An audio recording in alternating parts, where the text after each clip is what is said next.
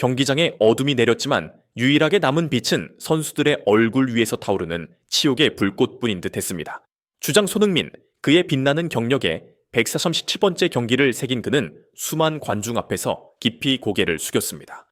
그와 동료들은 브라질과의 끔찍한 패배 이후 마치 패배의 조각상처럼 그 자리에 서 있었습니다. 공기는 실망감과 마비될 듯한 무력감으로 무겁게 가라앉았습니다.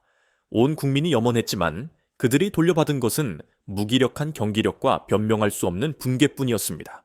팬들이 왜? 라는 고통스러운 질문에 잠겨 있을 때 그 답은 누구도 예상치 못한 곳에서 나왔습니다.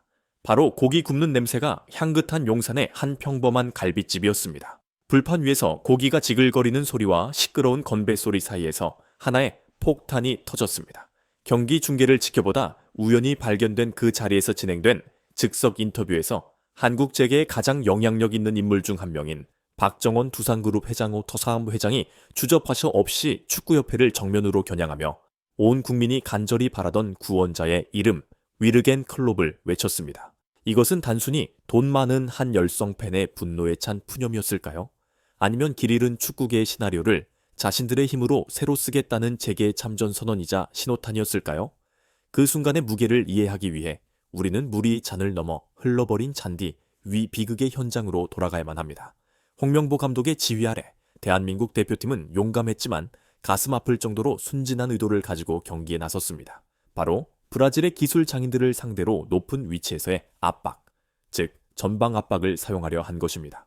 이는 완벽한 조직력과 견기로운 체력을 요구하는 계획이었지만 삼바 춤꾼들 앞에서 그 계획은 10분도 채 되지 않아 파산하고 말았습니다. 브라질 선수들은 단 한두 번의 즉흥적인 개인 터치만으로 압박 시스템 전체를 손쉽게 무력화시켰고 태극전사들을 그림자를 쫓는 비참한 신세로 만들었습니다. 그리고 이 공동의 비극 속에는 더욱 고통스러운 개인의 비극이 있었습니다. 바로 손흥민의 고독한 그림자였습니다. 주장은 완벽하게 고립되었습니다. 그에게는 공도 공간도 없었으며 어떠한 지원도 받지 못했습니다. 프리미어리그 최고의 골잡이가 단 한 번의 볼 터치를 위해 경기장 중앙까지 깊숙이 내려와야 했던 순간들도 있었습니다. 잉글랜드의 모든 수비진의 공포를 심어주던 폭발적인 손흥민의 모습은 대표팀 유니폼을 입은 채 무기력하게 헤매던 그의 그림자와 잔인할 정도로 대조를 이루었습니다.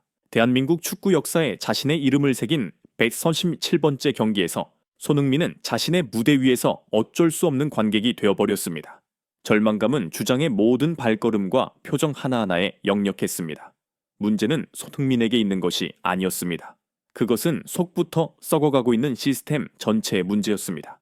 그 붕괴는 세 번째 실점 장면에서 가장 명확하게 드러났습니다. 바이에른 뮌헨의 철벽 김민재가 개인적인 실수를 범했습니다. 하지만 그것은 단순히 그의 잘못만은 아니었습니다. 그것은 한계까지 늘어진 수비 시스템, 공을 소유하지 못하고 모든 거대한 압박을 수비진의 어깨에 떠넘긴 미드필더진이 만들어낸 필연적인 결과였습니다. 그리고 후반 시작과 함께 47분과 49분에 연이어 두 골을 허용했을 때 모든 것이 무너져 내렸습니다.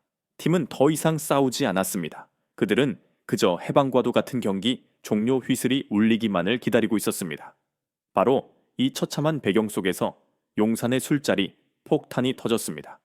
그 폭탄의 무게는 그것이 터진 장소 때문이 아니라 그것을 터뜨린 인물에서 비롯되었습니다.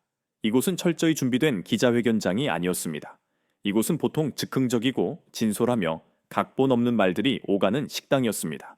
하지만 발언의 주인공은 대한민국 사회 전반에 막대한 영향력을 가진 거대 기업 두산의 회장이었습니다. 그의 말은 바람에 흩날리는 뜬구름이 아니었고 실질적인 쓰나미를 일으킬 수 있는 힘을 가졌습니다. 그가 했던 말은 문자 그대로 다음과 같았습니다. 솔직히 말해서 저는 축구협회가 지금 무엇을 하고 있는지 이해할 수가 없습니다. 우리나라 국가대표팀은 선수들의 질이 매우 좋은 팀이고 대다수가 유럽에서 뛰는 훌륭한 선수들입니다. 그런데 전술이 너무나도 형편없습니다. 왜 우리는 세계 최고의 감독들을 데려오지 않는 겁니까? 저는 위르겐 클롭이 바로 지금 이 시점에서 대표팀을 이끌 수 있다고 알고 있습니다. 필요하다면 두산이 기꺼이 나서서 접촉할 준비가 되어 있습니다. 이 짧은 선언의 모든 문장에는 신랄한 의미가 담겨 있었습니다. 이해할 수가 없습니다. 는 혼란스러움이 아니라 협회의 무능함에 대한 판결이었으며 현재 운영진이 비전 없는 아마추어에 불과하다는 것을 암시했습니다.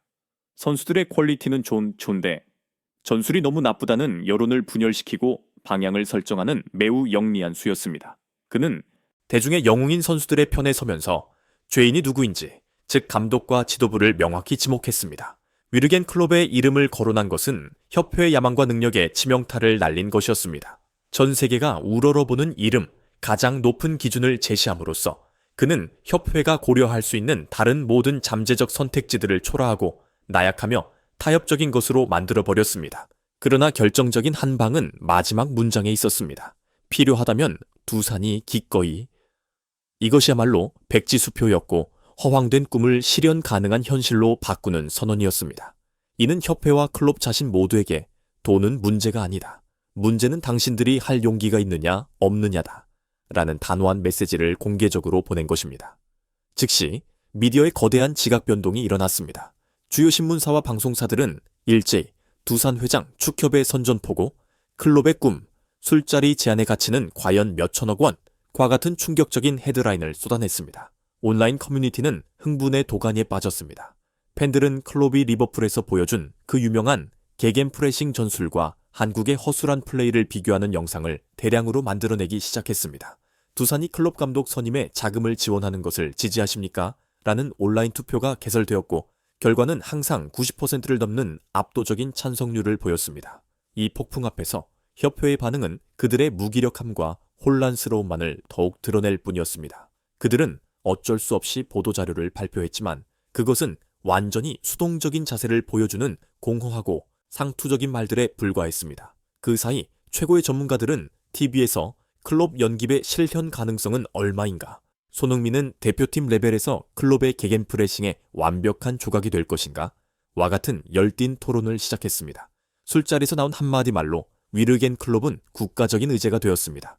더 넓게 보면 두산 회장의 선언은 단순히 감독 한 명을 교체하는 것에 대한 이야기가 아니었습니다. 그것은 한국의 엘리트층이 한국 축구의 황금 세대가 미숙한 결정과 편협한 비전 때문에 낭비되는 것을 더 이상 좌시할 수 없다는 단호한 경고의 종소리였습니다. 그리고 이 모든 이야기, 이 잠재적인 혁명의 중심에는 바로 손흥민이 있습니다. 그가 기준이고 사람들이 최고를 요구해야만 하는 이유입니다. 클롭을 데려오는 것은 단지 국가대표팀을 위한 것만이 아니라 그의 국가대표 경력 마지막 전성기에 걸맞은 지휘관을 손흥민에게 안겨주기 위함입니다. 그것은 브라질전에서 보였던 그의 무기력한 모습이 절대 반복되지 않도록 하기 위한 노력입니다. 술자리에서 나온 즉흥적인 한마디가 진정한 혁명을 시작할 힘이 있을까요?